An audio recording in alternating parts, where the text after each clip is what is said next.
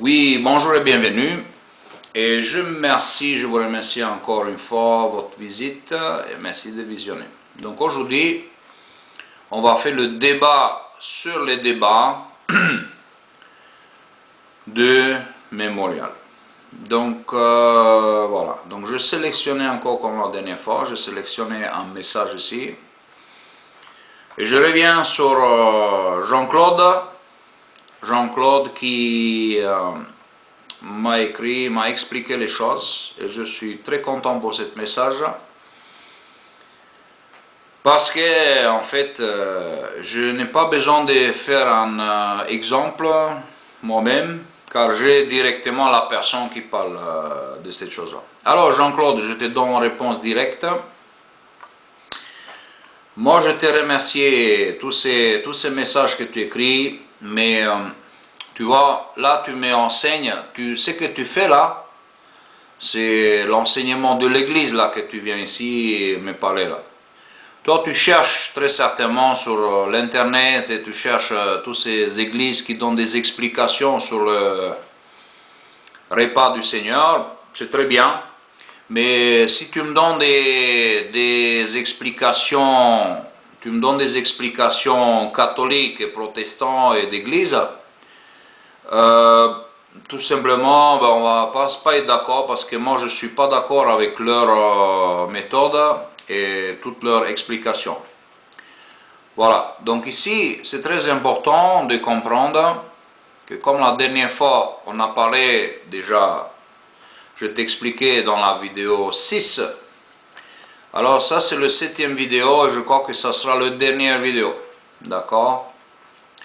Voilà, alors laisse-moi lire. Là, tu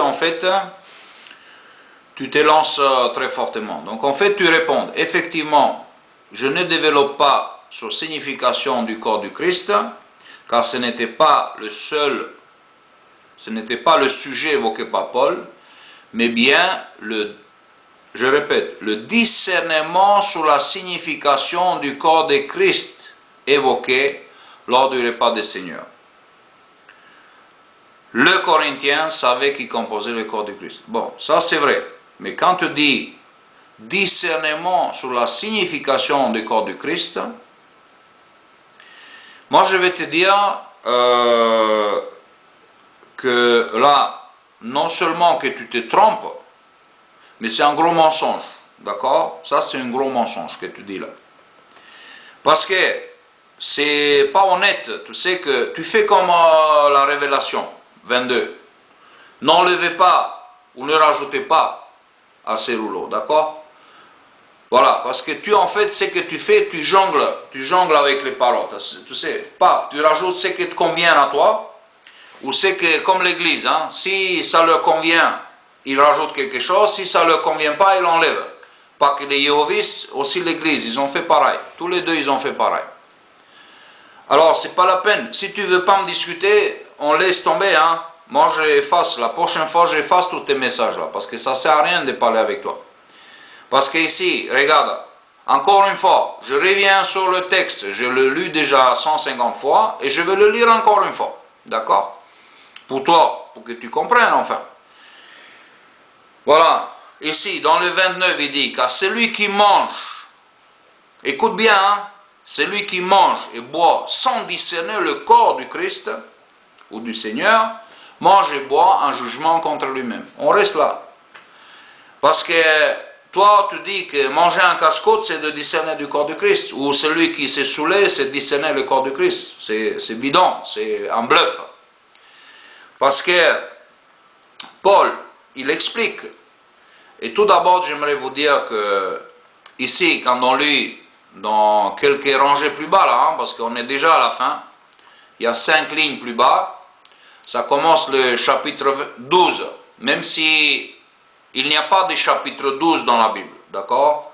Ça, on l'a mis comme ça pour mieux circuler dans les Écritures. Mais Paul, il n'a jamais écrit un chapitre 12. Mais je te dis, pour que tu saches où on se trouve, c'est pour savoir sur quel point on est. Dans le chapitre 12, Paul, il dit la suite de reconnaître le corps du Christ. Pourquoi il parle de ça? Parce que Paul, il savait très bien que déjà, même pendant, quand le Christ il est mort, et quand Christ il a parlé déjà à ses disciples, il y avait beaucoup de disputes. Donc, beaucoup de gens, ils étaient avec eux, et beaucoup de disputes, parce que ils se sont moqués de Jésus, surtout les Juifs. Ils disaient, là-dessus, les Juifs se disputaient. Donc, Jean 6, 52, il explique très bien. Là-dessus, les Juifs disputaient entre eux, disant, comment peut-il nous donner sa chair à manger? Et puis, il explique, en vérité, celui qui ne mange pas, etc., buvez son sang, il n'a pas la vie. Celui qui mange ma chair et bon sang, vie l'éternel, je susciterai au dernier jour. Quand ma chair est vraiment une nourriture, et mon sang est vraiment un breuvage. Celui qui mange chair et je demeure en lui. Comme le Père vivant m'a envoyé, et je vis par le Père. Ainsi que celui qui mange vivra par moi. Et puis, alors, ceci le pain descendu du ciel, il est commis, le Père mange et mange son mort. Celui qui mange vivra vivre. Je dis ces choses sinon de Capernaum. Mais je vais voir, plusieurs avaient entendu. Ah oui, c'est là. Donc, plusieurs de ses disciples, après avoir entendu dire, est pur, et qui peut l'écouter, sachant que lui-même disciple Mohamed. Alors Jésus vient, d'accord, les disciples, c'est ça qui est très important. Les disciples, ils étaient surpris de ce qu'il dit, et alors plusieurs de ces disciples avaient, après l'avoir entendu dire, cette parole est dure, qui peut l'écouter? Vous voyez que même les disciples, ils doutaient de ce qu'il dit le Christ, d'accord? Jésus, sachant en lui-même que ses disciples mourraient à ce sujet, leur dit, cela vous scandalise-t-il? Et voilà, après Jésus l'explique. Mais, je ne vais pas entrer dans ce détail, je vais tout simplement dire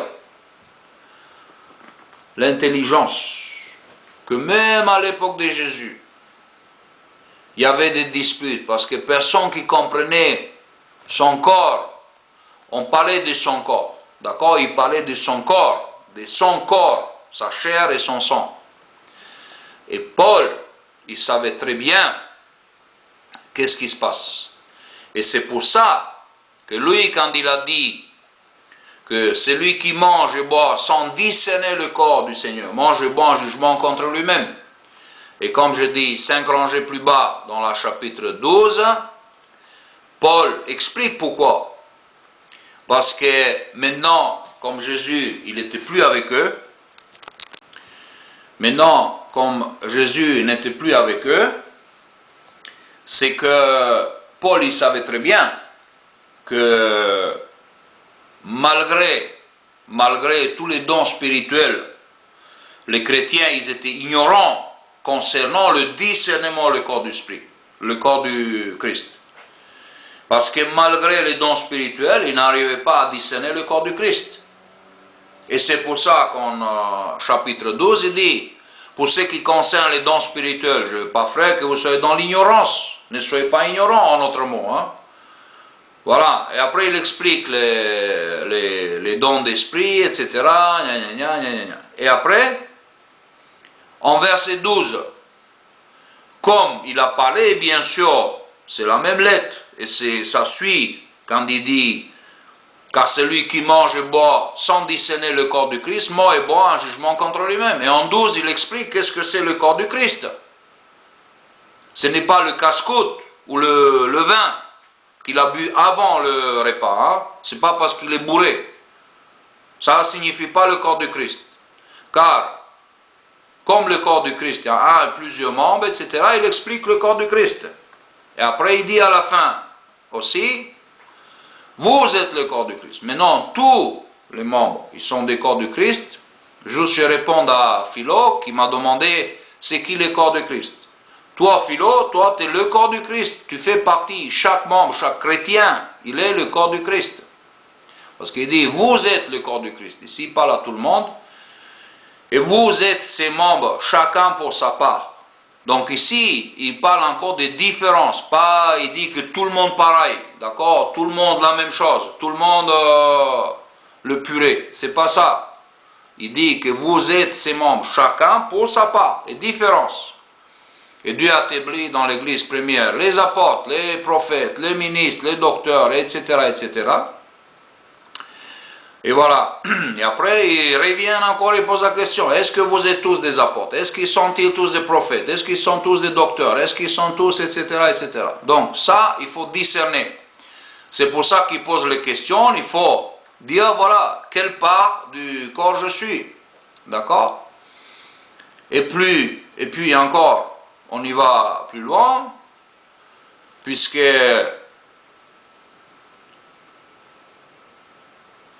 dans l'Éphésiens, encore, il parle, il a donné, encore il parle du corps du Christ, il a donné les uns comme des apôtres, les autres prophètes, des ministres, des pasteurs, etc. Pour le perfectionnement ou réintroduction des saints en vue de l'œuvre de ministère et de l'édification du corps du Christ. D'accord? Donc, est-ce que vous êtes des saints? Est-ce que vous êtes des ministres?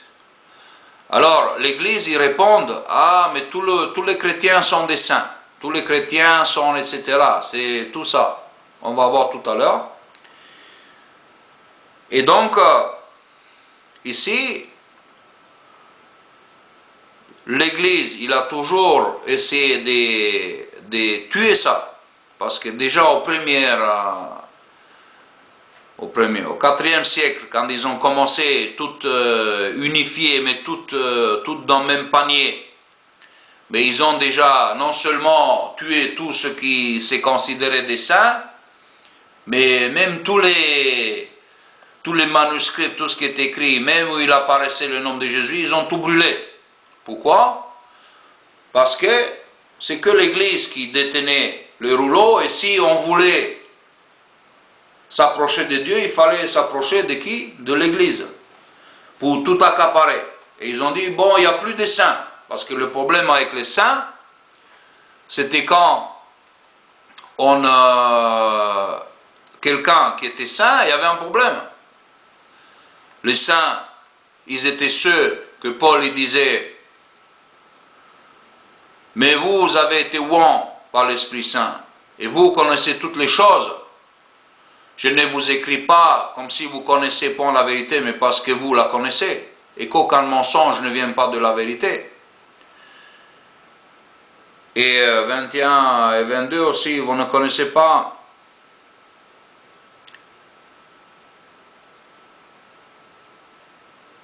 « 22 et 20, ah pardon, 20. Mais vous étiez oint par l'Esprit Saint, et vous connaissez toutes choses. » Voilà, il connaissait toutes choses. Voilà. Et dans les 27 aussi, il dit, mais l'onction que vous avez reçue de lui demeure en vous, et vous n'avez pas besoin qu'on vous enseigne, mais comme la même onction vous enseigne toutes choses, et qu'elle est véritable, et n'est pas un mensonge, et selon qu'elle vous a enseigné, vous demeure en lui. Donc, l'Église ne voulait pas les saints, parce que ça ne les arrangeait pas. Parce que tous les membres de l'Église, il fallait qu'il écoute les prêtres, etc. Et il y avait tout, il y avait en ligne, il n'y avait pas des saints. Parce que pourquoi? Parce que les saints, ils étaient enseignés de Dieu. Donc ils ne voulaient pas ça, l'Église. Alors c'est pour ça qu'ils ont effacé, ils ont dit non, non, non, il n'y a plus rien. Il y a tout est en même ligne. Et puis, si on va voir, comme tu dis, comment ça s'appelle, Jean-Claude, il me dit, il ne parle pas de deux groupes ici, là. Il parle qu'un seul groupe. Alors l'Église aussi, pareil, ça c'est un enseignement catholique, ça. Et protestant aussi. Parce qu'il dit, non, il n'y a qu'un seul groupe. Alors, moi j'entends d'autres choses. J'entends ce que tu dis. Mais en fait, l'Église, il a rendu Jésus un menteur. Parce que quand Jésus dit, en Jean 10, 16, il dit, j'ai encore d'autres brebis qui ne sont pas de cette bergerie. C'est là, il faut que je les amène. Elles entendront ma voix, il aura un seul troupeau, un seul berger. Alors ici, Jésus dit très bien qu'il y a d'autres brebis. Qu'est-ce que signifie en français d'autres, Jean-Claude? Est-ce que tu sais lire, toi? Lis-le bien, parce qu'ici il dit, j'ai encore d'autres brebis qui ne sont pas de cette bergerie. Tu entends ça, ce que je viens de dire là? C'est là, il faut que je les amène. Ils entendront ma voix, Et il y aura un seul troupeau. Mais bien sûr que quand ils viendront, bergerie Y restera bergerie Y, bergerie X restera bergerie X. Et quand ils se réuniront, ce sera un seul troupeau. Mais ça restera toujours des brebis qui viennent de bergerie X et brebis qui viennent de bergerie X. Et là on voit, parce que Jésus parle non seulement qu'ici il confirme qu'il y a deux troupeaux, et ça sera toujours comme ça, malgré les hommes, ils vont essayer de faire Jésus un menteur qui dit il n'y a qu'un seul troupeau. Signifie, Jésus dit, il y a deux troupeaux qui formeront un seul troupeau, qui seront unis par l'amour et sont appelés frères et sœurs. Et bien sûr que ce troupeau Y qui vient, c'est Jésus, ils mettent l'importance que ce sera le petit troupeau, d'accord? Et que ce petit troupeau, que si quelqu'un, il va lui donner même un verre d'eau, que ces personnes qui donneront un verre d'eau à cette brebis, ils ne perdront pas leur récompense. D'accord? Donc tous ceux qui donnent un verre d'eau à cette brebis-là, cette petit troupeau, ils auront leur récompense. Puis, il dit aussi que tout ce qu'on leur fait, qu'on les mette en prison, qu'on les cisèle en deux, qu'on les tue, qu'on les persécute, etc., tout ce qu'on fait à ces petits troupeaux, on fait à lui-même. D'accord? Donc ça, c'est le petit troupeau. Voilà. Et ce petit troupeau, voilà, comme on voit, ils seront avec le Christ. Donc, l'Église qui ne veut pas savoir, c'est qu'il y a deux appels. Et bien sûr que là, on voit dans l'Hébreu 3.1, il dit, c'est pourquoi, frères saints, les saints, donc on parle aux saints, qu'ils avaient part à la vocation céleste. C'est la partie qui nous intéresse. Ou encore, c'est pourquoi, frères saints, participant à l'appel céleste. Donc en fait, l'Église il dit qu'il y a un seul groupe. Alors, tout ce qui dit, mais alors tous ceux, ils sont des saints. D'accord? Donc vous avez l'appel céleste. Si toi tu dis ça, Jean-Claude, mais j'entends que tu as entendu cet appel. Alors dis-moi un peu, quand tu as entendu cet appel, quand on appelait, dire voilà, Jean-Claude, viens, tu vas venir au ciel. Est-ce que tu as entendu cet appel céleste? S'il n'y a qu'un seul groupe. Est-ce que tu as entendu ça? Et quand tu as entendu? Explique-moi, que je sache. Parce qu'ici, il parle d'un appel en sélection, comme tu dis, hein? En sélection. Ils vont sélectionner les hommes. Et non seulement en sélection, parce qu'il dit que vous serez les prémices de tous. D'accord? Le prémisse. Alors, s'il y a des prémices, on dit qu'il y a aussi, s'il y a première, il y a aussi quoi? Deuxième. Si on dit première, il y a aussi derrière, hein? Dernière. Donc, il y a plusieurs classes, n'est-ce pas? Il ne faut pas mentir aux gens. Tu sais, Jean-Claude, on ment aux gens faibles. Si tu mens aux gens faibles, ils t'écouteront parce qu'ils ne savent pas. Mais les gens forts, comme Paul, il dit, moi je vais démolir tous les raisonnements qui s'élèvent contre la connaissance de Dieu. Est-ce que c'est méchant ça, Jean-Claude? Paul, il a dit, je démolis. Ça, c'est méchant, ça? Paul, il était méchant? Il était plus méchant, parce que même les poubelles, il considérait des ordures. Les choses spirituelles, je parle. Hein? Quand les gens ils parlaient des poubelles, ils disaient, c'est des ordures, ça. Ou même, il allait plus loin. Il a dit aux Galates, des stupides. C'est méchant, ça? Ou c'est pour réveiller? Tu peux dire ça sans haïr. Le problème, la méchanceté commence quand tu haïs quelqu'un. Pas parce que tu dis c'est pas bien. C'est des ordures. Jésus parle sur des déchets spirituels. Il parle aussi des progénitures des vipères, des serpents. Il parle aussi des porcs et des chiens spirituels. C'est méchant ça? Ah bon? Et moi je te dis que c'est pas vrai, donc tu me considères méchant. D'accord? Pas de souci, mais moi je ne prends pas au premier degré, tu sais. Donc le voilà, ici on parle des appels célestes. Donc il y a un appel céleste et un appel terrestre aussi. Pourquoi? Parce qu'on voit dans Luc 7, 28, je vous l'ai dit, parmi ceux qui sont nés des femmes, il n'y en a point de plus grand que Jean. Cependant, le plus petit dans les royaumes des dieux est plus grand que lui, au petit des royaumes des cieux, ou dans les cieux, comme tu veux. Donc ici, je répète, je vous l'ai dit, parmi que tous ceux qui sont nés de femmes, il n'y en a point de plus grand que Jean. Alors, est-ce que Moïse, il est né de femme? Est-ce que Moïse, il est plus grand que Jean? S'il est plus grand, c'est que Jésus, il a menti. Est-ce qu'Abraham, il est plus grand que Jean? Certes, ils sont différents. Ils sont différents, mais ils ne sont pas plus grands.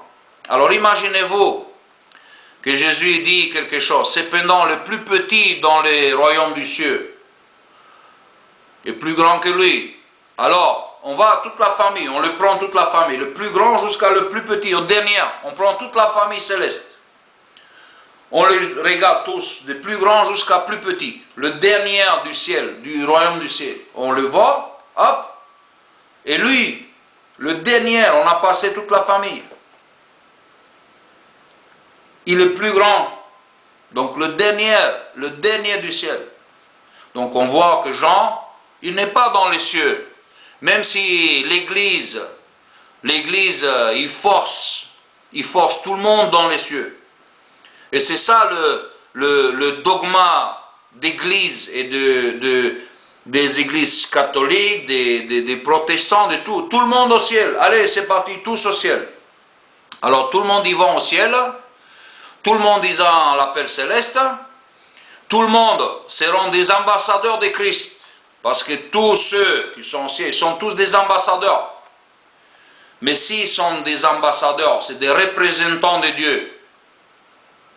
Comme il peut représenter quelque chose s'il n'y a personne à les représenter?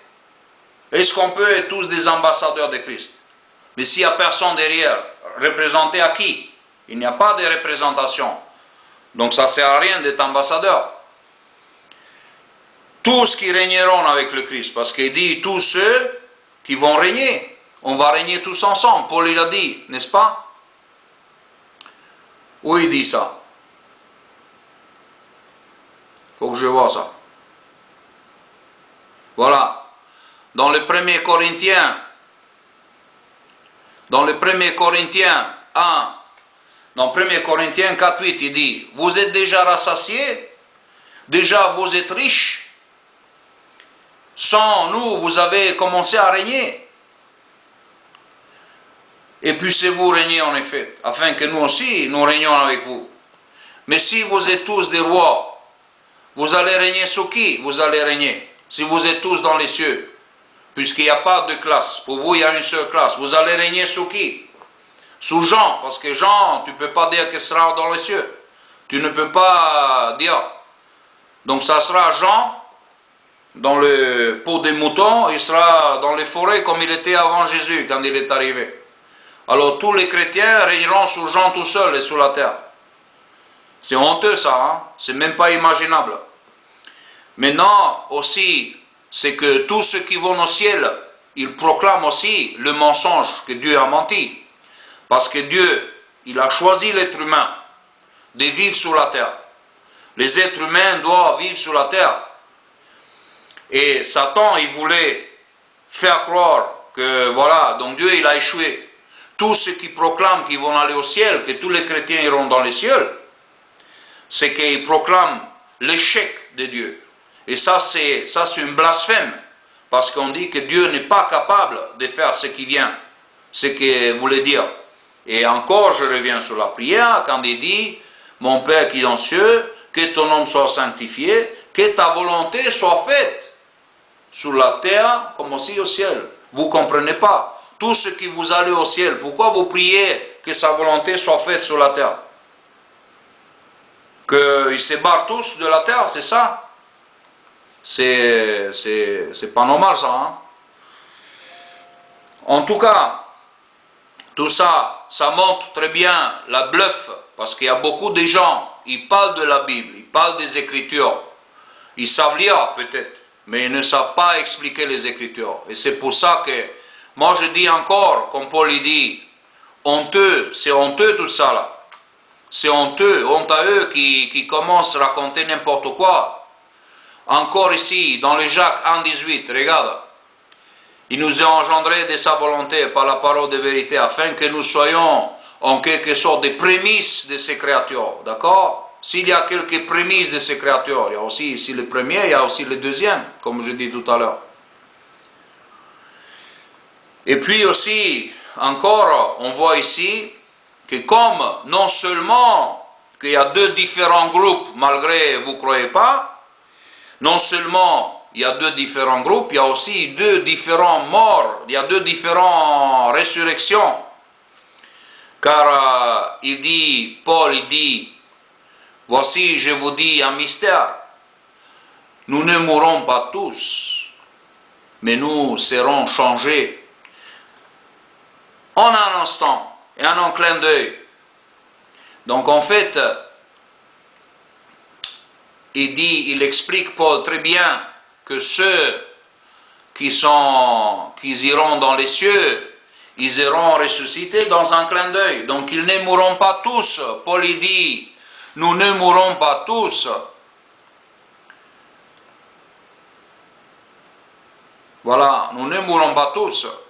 Donc vous voyez la différence ici, même dans la mort, parce que les saints, ils ne mourront pas. Ils ont dans leur espoir, c'est l'immortalité. Les autres, ils ont la vie éternelle, mais c'est mortel. Donc les saints, ils sont pour l'immortalité. Même si Dieu il dit, soyez tous des saints, ça n'empêche pas les autres chrétiens d'être saints.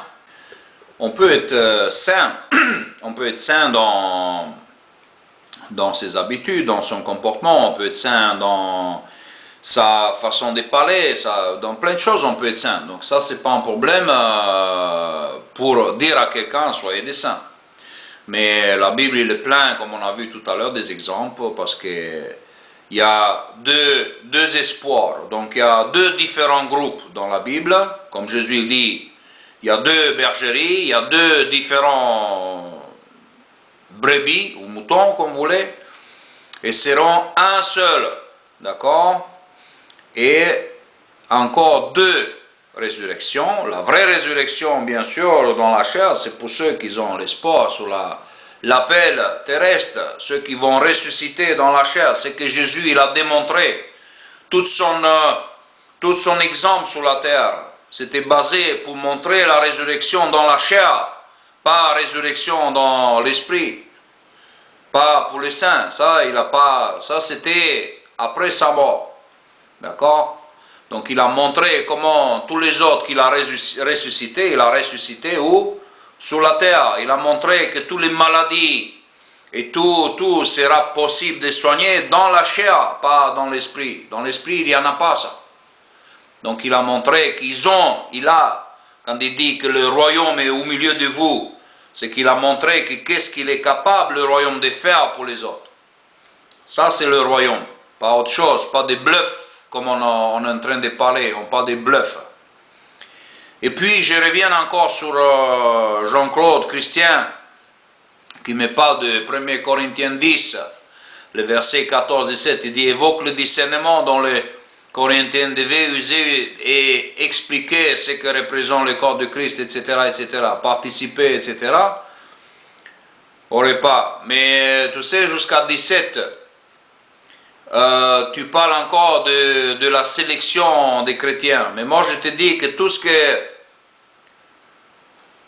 que tu as dit là, c'est quand tu finis, comme d'habitude, hein, toi tu parles, et puis quand ça devient très chaud, ça tu t'arrêtes. Tu parles comme dans la Révélation 22. Ne rajoutez rien, n'enlevez pas. Et toi, quand ça devient là où il faut aller sur le point, tu t'arrêtes. Tout simplement, tu t'arrêtes. Comme les églises, pour mettre le point sur leur dogme. Parce que tu t'es arrêté au 17. Après, moi, je vais te lire 18, 1 Corinthiens 10, 18, il dit, vous les Israélites, selon la chair, ceux qui mangent les victimes, ne sont-ils pas en communion avec l'autel? Que dis-je donc? Que la viande sacrifiée aux idoles est quelque chose ou qu'une idole est quelque chose? Nullement, je dis que ce qu'on sacrifie, on sacrifie à des démons et non à Dieu. Or, je ne veux pas que vous soyez en communion avec les démons. Vous ne pouvez pas boire la coupe du Seigneur et la coupe des démons. Vous ne participez à la table du Seigneur et à la table des démons. Voulons-nous provoquer la jalousie du Seigneur? Sommes-nous plus forts que lui? Tout est permis, mais tout n'est pas utile. Tout est permis, mais tout n'édifie pas. Que personne ne cherche son propre intérêt, mais que chacun cherche celui d'autrui. Tu vois ici il parle de ceux que Paul dit, je ne veux pas que vous soyez en communion avec des démons. Je ne veux pas que vous buvez le coupe des démons. Je ne veux pas que vous participez à la table des démons. Et plus tard, il dit, tout est permis, bien sûr. Tout est permis, mais n'est pas utile. Pourquoi tout est permis? Parce que tu peux boire, tu peux manger, mais n'est pas utile. Parce que pourquoi? Tu vas manger et boire ton jugement. Que personne ne cherche son propre intérêt. Qu'est-ce qu'ils ont fait, ces gens-là? Ils cherchaient toujours, ah, je mange et je bois. C'est d'intérêt qu'ils ont mangé, c'est d'intérêt qu'ils ont bu. Et puis, quand il parle, je reviens encore sur le 12, qui dit, parce que c'est des ignorants. Ça, ces hommes, c'est des ignorants. Ils ne distinguent pas le corps du Christ, comme il écrit. Ne distinguent pas le corps du Christ. Pourquoi? Parce que c'est des ignorants. Ils ont tous les dons d'esprit. Et malgré tout, c'est des ignorants. On sait tous les chrétiens, on est corps du Christ. Mais ils n'arrivent pas à discerner, malgré tout ce qui se passe. Tous les dons d'esprit, ils n'arrivaient pas à discerner le corps du Christ. D'accord? Voilà. Donc, les choses sont claires. Et donc, beaucoup qui sortiront, beaucoup qui se feront des enseignants, qui n'arrivent pas à enseigner. Mais pareil, comme Satan, il dit, voilà, tous au ciel, tous des prophètes, tous des apôtres, tout.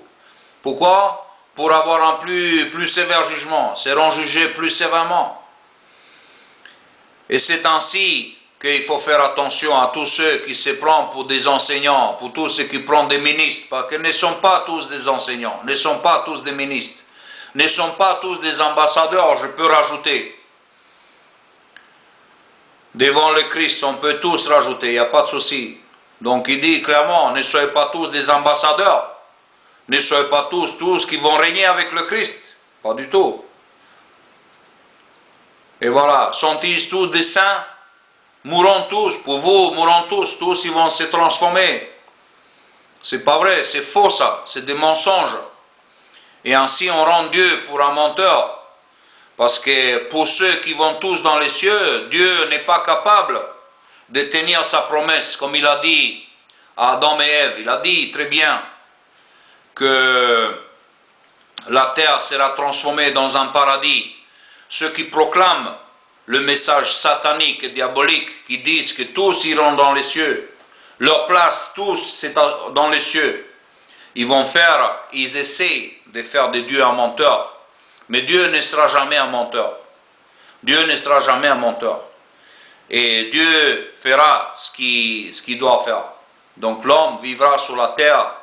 L'homme fera le terre en paradis. Ne sera pas un mensonge. On n'est pas loin de ça. Et tous ceux qui vont aller au ciel, mais tout est permis. Hein? Vous essayez, vous allez au ciel et on verra. Donc voilà. Alors, Jean-Claude, moi je te dis une chose, moi je t'ai cité, tu as l'honneur parce que je n'ai pas cité autant de personnes, hein. Mais prochainement, tes explications qui ne servent à rien, c'est des palais en vent, tu sais, tout ça c'est des palais en vent, on parle en vent là, hein. On discute en vent, on discute des conversations en vide, parce que tu ne veux pas comprendre, tu enlèves le texte qui ne te convient pas, là, encore discernement sur la signification du corps de Christ, on ne parle pas de ça. Même si indirectement je serais d'accord qu'on discerne la signification du corps du Christ, il n'y a pas de problème avec. Mais ce n'est pas dans les textes qu'il dit Paul. Paul il dit discerner le corps du Christ. D'accord? Et après il explique, dans les chapitres 12, il t'explique très bien.